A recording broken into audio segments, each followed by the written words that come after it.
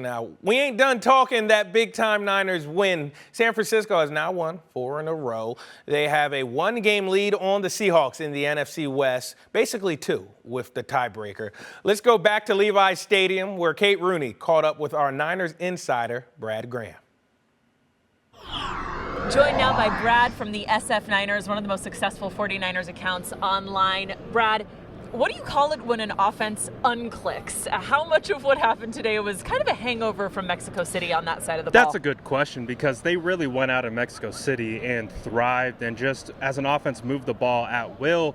They come home back to the Bay Area and things seemingly kind of stall again. I think the last time we spoke, we were talking about something similar in regards to rhythm and kind of being able to move the ball consistently, get first downs, and score touchdowns as well. They were able to score the one with Juwan Jennings.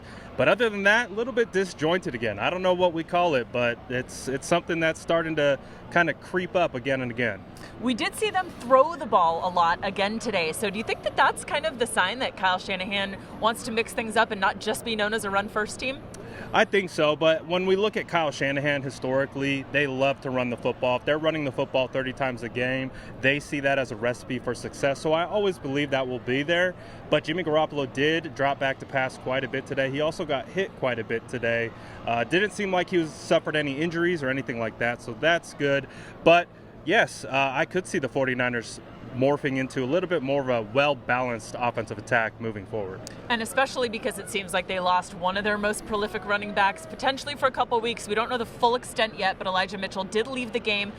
Early indication is that it's an MCL sprain, a different knee than the one he sprained earlier in the season that kept him out for about 8 weeks. Spencer Burford also injuring his ankle. How much do those 2 injuries on offense affect what they'll do going forward, especially next week against the Dolphins? Of course, when you lose a player like Elijah Mitchell or Spencer Burford, both starters or heavily rotated players in this offense, it's going to give a big impact. But also, too, when you look at those positions, Spencer Burford has been rotating with Daniel Brunskill consistently for the entire year, and Daniel Brunskill has played at a really high level when stepping in. So although you like to have Spencer Burford in there, I don't think they will lose too much of a step in the right direction with Brunskill coming in. And also, too, we saw today Jordan Mason, the undrafted free agent out of Georgia Tech, got a lot more opportunities with Elijah Mitchell being out. So you want your best players on the field, of course, but the 49ers have a lot of depth, and particularly at those 2 positions. So hopefully Elijah will be able to get back sooner rather than later, but they have some pieces to rely on. Yeah, Mason matched his career high with all the carries he got in that second half today.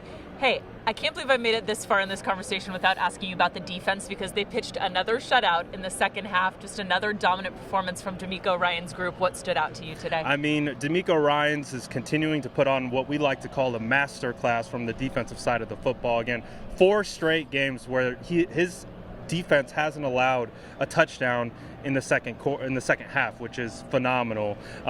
It's really hard to stop offenses, especially in a game like this where you saw penalties flying left and right, but they did a really good job. And guys like Talanoa Hufanga, Nick Bosa, Fred Warner is playing lights out right now, and as well as Dre Greenlaw. The entire defensive unit is playing at a high level, and those are things that are going to help propel this team, especially deep in a playoff run. The 49ers are 7-4 now. They were pretty heavy favorites coming into today against the Saints. Interesting matchup next week because we've got Mike McDaniel coming back to town, having a lot of success so far in his first year as head coach of the Dolphins. What are you most excited for in that matchup? I think that game's going to be a lot of fun because, as we know, it's been well documented. A lot of former 49ers on the coaching staff or the running backs, Jeff Wilson and Raheem Mostert, who actually made some headlines today with some of the things that they've discussed about returning from injury. So I think it is going to be an electric matchup, and I think, you want to win any given Sunday, right? But I think there's some extra stuff on the line. You've got a lot of former coaches. Wes Welker's over there, former wide receiver coach.